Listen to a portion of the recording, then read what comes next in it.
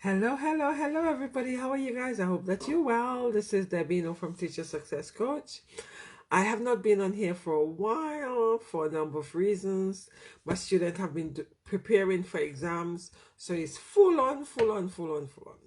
So it's like trying to prep them for exam, prepping them for revision, seeing student in break time, seeing student in lunchtime. This is something I would never do in the past, but due to the issues in terms of where they're at right now, in terms of the COVID situation, that they need extra reassurance, etc. So that's what I've been doing. Anyway, what am I grateful for today? I'm grateful that I'm able to support the students and I have the ability to do so.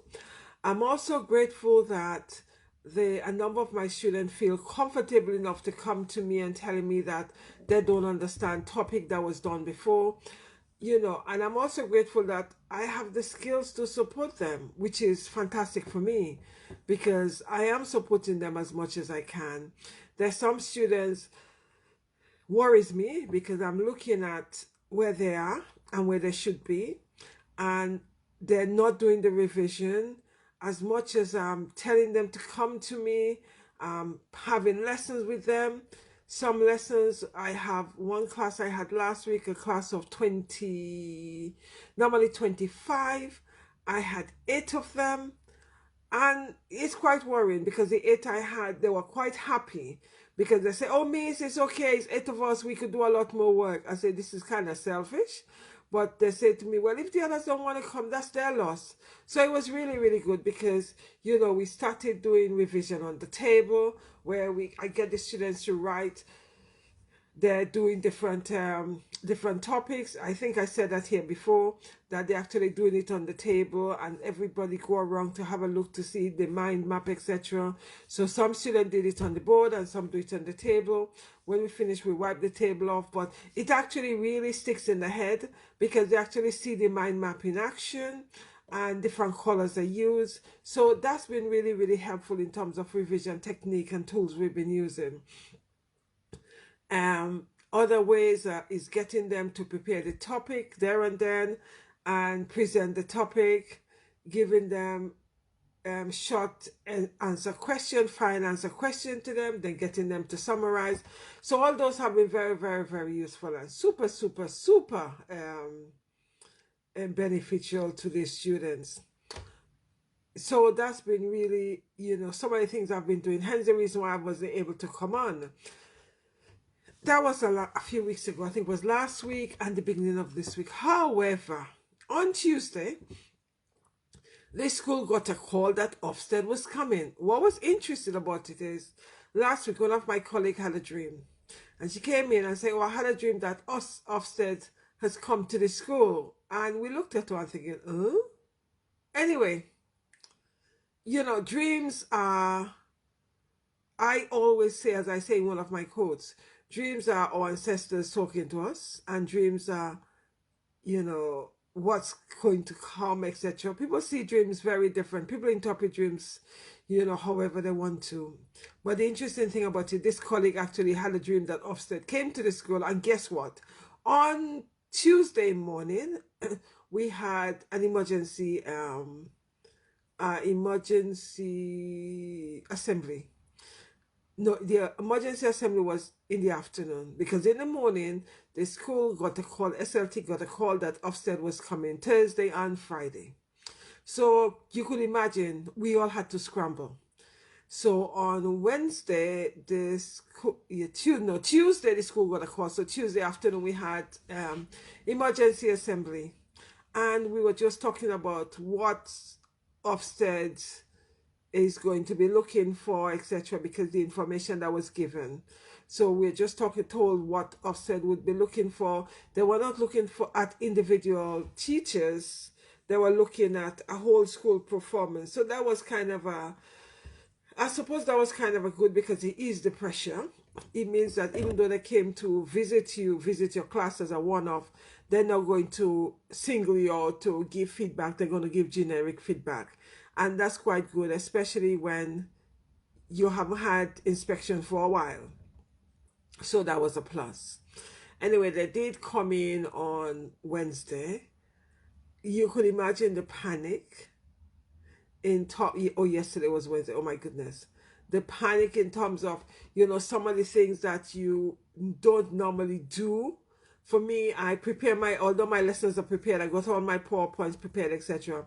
But in terms of giving, printing out information for students, or what angle I want my lesson to take, I would plan that in advance, but maybe the morning before or in the evening before, because I'm thinking, okay, when I go in, I would normally go in, run to the photocopy machine because I know what I'm printing on, and just print, etc.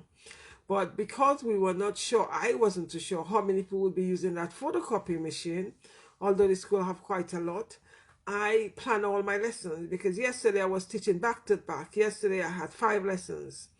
So I had to make sure that I had my photocopies, whether or not I was having photocopies for the Do Now, my PowerPoints, all of those all sorted, should in case Ofsted come to my lesson. The plus is, I think they've done away with lesson plans for preparing lesson plans for lessons. So they look at the curriculum map, which is nicer, because for lesson plan we could just plan our lesson in the book. What I do is I've got a exercise book, A4 book, that I would note what I'm talking about and how I want my lesson to go, etc., etc., and what I expect my outcome to be, and what I would give my students to do for preparation for next lesson, and some of the target questions I would be asking. So that's that's as much as my lesson plan goes. So we are told that they're not going to be, we don't have to do lesson plan. Lesson plan isn't done anymore. So that's a plus for me, because it meant that we could actually just teach. Because I personally have always felt that sitting there and planning hours of lesson plan, I always feel it's a waste of time. I feel you could actually do your lesson plan on the back of an envelope. 1, 2, 3, 4, 5. This is what you want to do. This is the outcome that you expect. And this is what you're going to, how you're going to target your question to your student. That for me is planning. And the fact that we didn't have to do that, we didn't have to do no more than that for Ofsted, that was very good. So on Tuesday, I stayed in school until after 8, because I wanted to make sure that I had all my, all my PowerPoints all sorted, that I had all my handout all printed, etc., etc. Should in case they came to my lesson, should in case they come to my lesson, sorry, I'm all sorted and I'm not flustered, etc. Thankfully for me yesterday, they didn't come to the lesson. We were also told that so there's a few departments that they'll be doing deep diving, so they'll be looking at it in greater depth. My department wasn't one of those, so that was brilliant. So they didn't come to my lesson yesterday, so I did the same again yesterday. I stayed in at school, but I didn't stay so late because today I had fewer lessons, and I decided I was going to do a thought session through the textbook, show them a video, and we just talk about the topic. So I planned my lessons today. I think I had 3 or 4 lessons, and then I had lunch duty. So that's one of the things in terms of I had lunch duty. They could pop in to see what's going on with lunch duty. They could pop in into your PD session, which is your tutorial session in the morning. So they could pop in at any time and do, things like that. So the anxiety among the educators were very, very high, because we were not too sure whose lesson they were coming to observe or whatever. So I stayed in school because school normally finish at 10 to 3.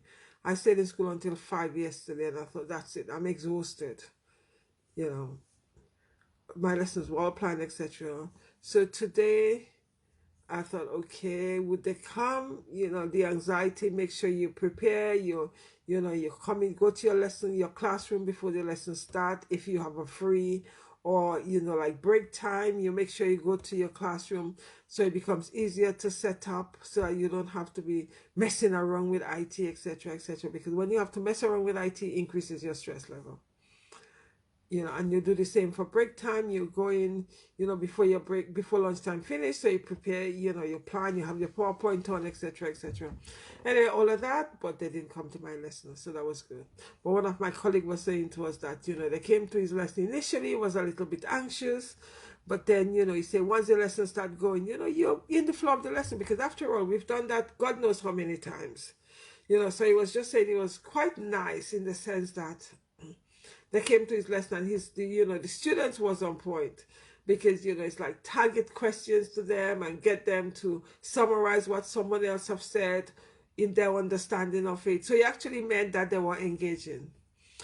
The classes I've had in the last 2 days, those are my engaging class, and those are my students that are not it's not a very disruptive class. But having said that, I have a class that is also very disruptive. But a few weeks ago, when I had an SLT walk in, because SLT could walk into your class at any time, they don't have to tell you that they're coming to observe your class. They operate on, a drop-in session, so at any time they could decide to drop into your lesson. So a few weeks ago, when an SLT, which is senior leadership team, which are managers, etc., when one of them walked into my lesson, it was interesting because one of my year 12 group, normally disruptive, constantly chatting, not listening, putting names on the board. It's a small class of 12. Sometimes I have 6 of them on detention because they don't know how to keep them out short. The minute that senior lecturer walked into my class, you could hear a pin drop. They were quiet. And I was teaching them and they were engaging. I target question at them, and it was brilliant. So after he left, I said to them, you know what is so frustrating?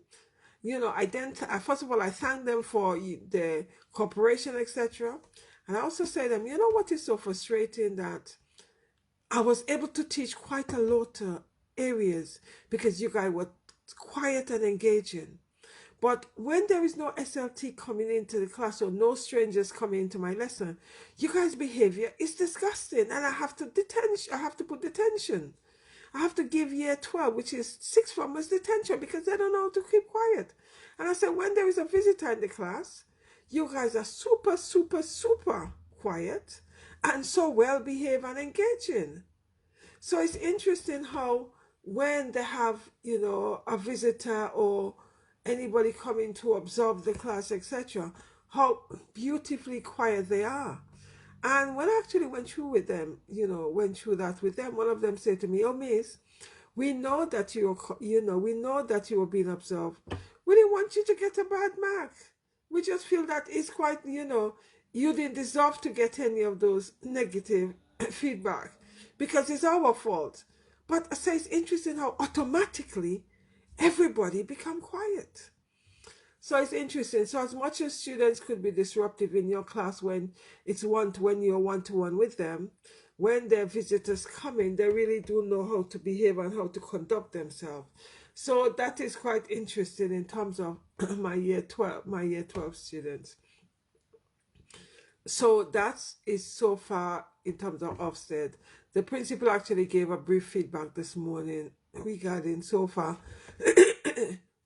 what Ofsted have said, and it seems like Ofsted feel that there isn't a problem so far. The school is things are going as planned, etc., etc. So that's really is good.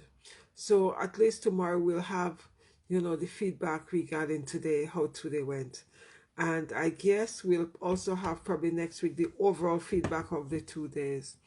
It was interesting because I haven't had an Ofsted inspection for a long time. And the interesting thing about that is I still feel, and I've always felt, that Ofsted is not fit for purpose. Because some of the far remove Ofsted is. What is also interesting is Ofsted, I do not feel, when it comes to diversity within the inspectors. I've had so many Ofsted inspections in my time as an educator. I have yet to see a multicultural team of inspectors in schools. If there are any English educators on this platform or educators from England on this platform.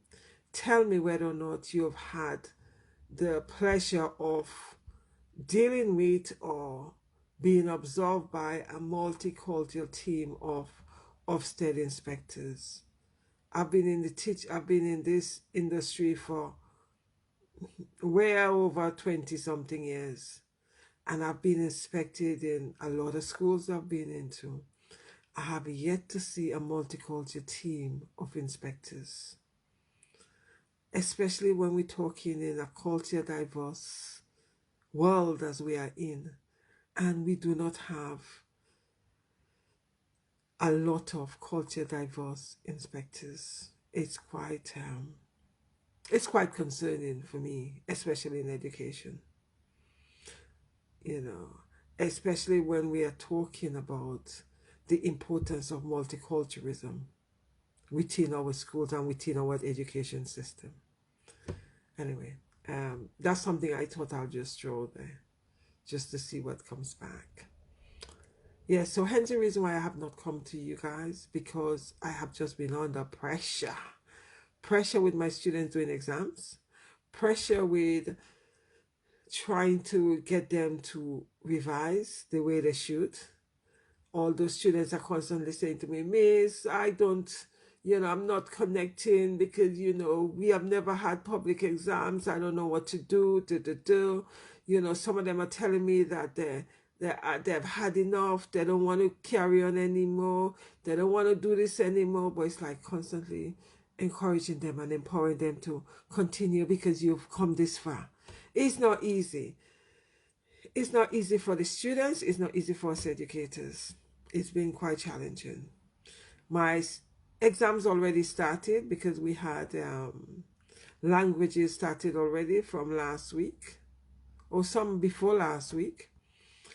But the written exam starts in the main from Monday.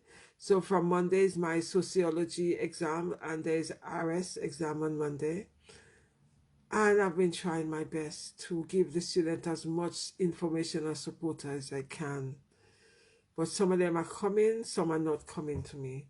Some of them, or the schools have actually set up intervention.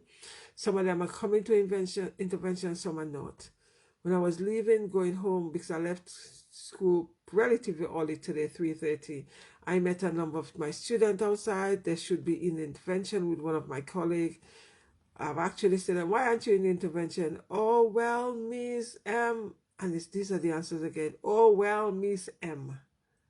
Well, Miss, I'll be okay. Or Miss, I just can't face intervention. So it's like all of that I got. And it's quite worrying that I don't feel that the students, a lot of them are taking it as seriously as they ought to. Having said that, we need to also be mindful that they've been through a lot. And that could also be some of the factors why they are the way they are, why they are in that place they are, because a lot of them are very, very worried. It's just been quite challenging for us all.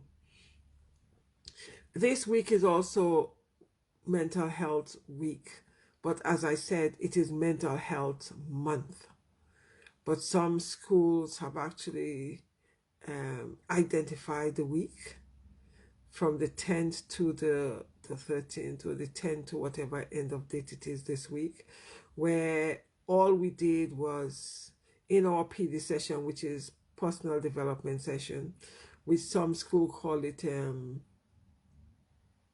is it tutorial in the morning, some school call it form time as well. There are different names for that, where you take your register in the morning, you see your student in the morning, see how they're getting on, etc. Basically set them up for the day. So how the school set them up for the day is personal development, and I love it because it really does, I feel it really does set them up for the day. However, this is something the school have only started. I think the school have started it when they got back last year. So some of the students are still kicking off on it because they feel it's a waste of time, da. But as I'm trying to empower them, to show them that it is not a waste of time. It gives you the opportunity to talk about a lot of topic which is important.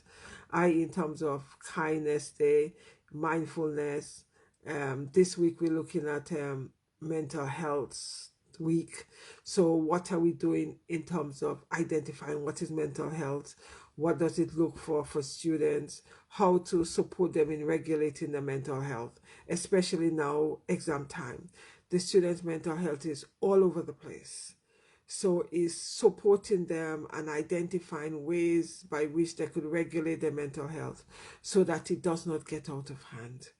Because their mental health can quite easily get out of hand if we do not support them in regulating it and if we don't show them how to regulate it. So that's one of the things we've been doing this week as well in terms of what we are showcasing. Also looking at the stigma which is attached to mental health and how we could actually eliminate some of the stigmas, because it is so very important that we try to eliminate and reduce some of the stigma that's attached to mental health. We are also looking at mental health within our 100 Black Men of London, my mentoring of young people on Saturday. So that's something we were planning. So when I come off this call, I need to go and finish, fine tuning it, etc. Because we feel that we need to support the young people mental health, because as much as they're getting it at school in terms of what is mental health, etc., as 100 Black Men of London, we also feel that we should be playing our part with regard mental health and empowering young people and showing them much more ways how they could regulate their mental health. So that's what we'll be speaking to the young people about on Saturday in the mentoring session. So it'll be interesting to see how it's pan out, because a number of these young people are going through some mental challenges. Some of them have had bereavement, some of them have had issue in school whereby they become very frustrated and angry because the school doesn't understand them, because some of them have ADHD, and because some teachers don't understand them and some teachers are not willing to support them, etc. Some of them kick off, so I'll just storm out of the class. So those are the ways we will be going through on Saturday, how to regulate some of this emotion that they're actually encountering as a result of how someone might have spoken with them, or how someone might have, treat them in a very negative way, or something a teacher might have said to them. Because one of the things I feel educators are not always consciously aware of, the way by which we speak to our students would determine the behavior we get from them. So when teachers are saying, oh, this child is rude, this child is rude, my question to them all the time, what is happening? How have you spoken to that child? What does your body language say to that child? How have you responded to what the child has said? So it is a two-way dialogue, and how we as educators address a child would determine how the child responds to us. I am getting so frustrated where some educators feel that young people should be seen and not heard. It's wrong. They also have an opinion as we do. We should allow them to say their opinion. It doesn't matter whether or not we feel that it is bruising our ego or it is telling us how we are teaching. It is okay. We should be learning from that. I had an experience today in my class. I actually had to laugh because I'm so glad that the inspectors didn't come in my class anyway, because with IT, although I used to teach IT years ago, I don't even know how I used to teach IT years ago. Right now, when it comes to IT, there's sometimes I have real challenges with IT in my classroom, because when they came into my class, I had a classical music on, because that's how I have my class. When the students come in, they come into classical music. And halfway through, I had to take my register. And after that, I had to show them a video. In the process of trying to show them the video, while I had the video of the classical music on, it's trying to regulate both of them. and trying to make sure it projects on the whiteboard. And I was having so many challenges. So one student said, "Oh, Miss, press it." I say, "It's pointless you telling me what to press because it's not happening." So one of them came up to the computer and was, showing me what to do, etc. And then we realized the speaker was off. The speaker is not controlled by the computer. So I had to put the speaker on from manually, which is in front of my interactive board. So it involved me stretching because that's not for students to do because it's quite high up because it's over my interactive whiteboard. So when I actually stretch and do that, yes, it came on. And after that, something else went off. So one student say, "Miss, whoa, you're really not IT, are you?" "Gosh, miss." And I thought I was bad when it comes to this thing, miss. But when it comes to IT, miss, you're really having challenges. "Oh, for God's sake, miss." I said, "I know." I said, "I told you guys. When it comes to IT, I'm challenged with some IT." I said, "And this one, I'm challenged with it because as much as I was trying to take a video from YouTube to project it onto my screen, yes, that was happening, but then we didn't have the volume. So it's like trying to fiddle to put the volume on, etc., etc. And it's interesting because the students was trying to tell me what to do. And some of them I say, "Okay, you come and show me what to do." Some of them trying to show, but they don't know what to do. So it was a real, real issue. And in the meantime, one of the things I get my student to do while I'm trying to fiddle with the video, trying to put video on, etc., I always have extra thing for them to do. So at least I'm getting them engaged, because the minute you have them focusing on you trying to put on this video, trying to, set it up, etc., it takes time. Because as much as I lined up the video so that when the class come in, I would switch one and switch the other. That didn't happen because then we realized that by switching, the volume switched off, and you cannot regulate it through the computer. You have to regulate it manually, etc. So that was a real issue. So the students really had to, they really remind me of my incompetence in IT. So that's something I really know that I have to go and learn how to connect some areas, some whiteboard. In some schools it's nice and easy, there is no problem. But in this particular school, because the technology is so high tech, right, I find it's a real challenge when I'm trying to do YouTube video and also do my video, my classical music video, and switch from one to the other. There's some school it's not a problem. It's a dream. Some school is like the easy switching. But this school, the minute you switch, you realize that the volume have switched off. The volume cannot be connected by the computer. You have to put the volume on manually, and the challenge goes on. So what I'm also saying is when students tell us things, it's for us to reflect. And at one time they were laughing at my incompetence in my IT, but that's okay. As I said to them, I never told you guys that I was competent in IT. I tell you guys that I'm very competent in my academic subjects. But when it comes to switching from area to area in IT, it doesn't always work well for me. Because that school, the technology is very high tech. It's fantastic when it works. It's brilliant when it works. It's a dream. But when you're fiddling with it, oh my goodness. So the point I'm also making is when students actually call you up on issue that you are not strong on, it's okay. It's for us to learn from it and find ways to navigate it. So for me, I know that, especially in the school that I'm in, there's some classroom the IT is fine, there's some classroom is not. In my own, base room, which I teach in most days, there's some days it works fine, there's some days it's challenged. So that I know, those are some of my challenges with my IT. So when students call me up, I put my hand up. I know I'm not good at IT. I know I'm trying my best, but obviously some days my best is not good enough. And I take that on board.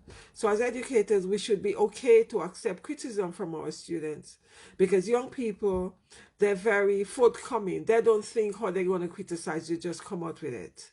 And sometimes it might appear to us as being rude, but they're not intentionally want to be rude. They're just telling us what's on their mind and how it is, and it comes out that way. So for us as educators and adults, we need to navigate that and not necessarily tell the student off in front of other people, but in terms of being mindful of where they are and how they're telling us things. And then sometimes we could have conversation with them after the session, just to point out to them, I understand what you were trying to say, and I do appreciate what you were trying to say, but it actually came out a little bit rude. So maybe sometimes you need to think about how you say it when you're saying it, because I do appreciate your comment. Instead of we actually outwardly telling them off in front of the class. And I've noticed some educators do that, and after I have to say to them, it doesn't look good, because it just enables the student to kick off in the lesson. Because come on, when you're actually telling a child off in front of the peers, that's very negative, it's very unprofessional, and it just empowers them to kick off. So that's something as educators we need to be very mindful as to how we react to students. I would say we should try not to react to students and respond to students instead. So when they say something to you, before you actually make a comment, process it, pause a while, process it. And not every time you have to answer them. There's sometimes you need to say nothing. Because in some of my lessons, especially in my lesson next week, I have 2 classes. They're very, very challenged. But especially when one student come up, he's extremely rude. I just ignore him. There's no point in me engaging with it, because it's like seeking attention and all of that. And when he realized that sometimes he would say to me, Miss, can I have a word?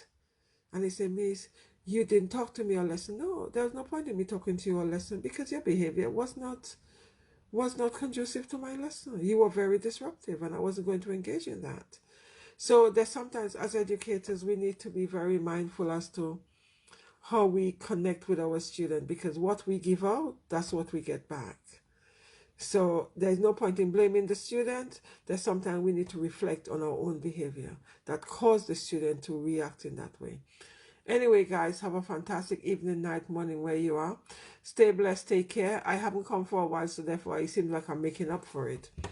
I will see you guys possibly tomorrow, because in terms of Ofsted has gone, and also my students, a lot of them are going on study leave as from tomorrow. So in terms of the amount of workload, it's a little bit easier. Anyway, take care, but guys, thank you guys for listening. Take care. Remember your win. Identify what is your positive today and what you win at. Celebrate it. Don't beat up on yourself. Self-care, self-love.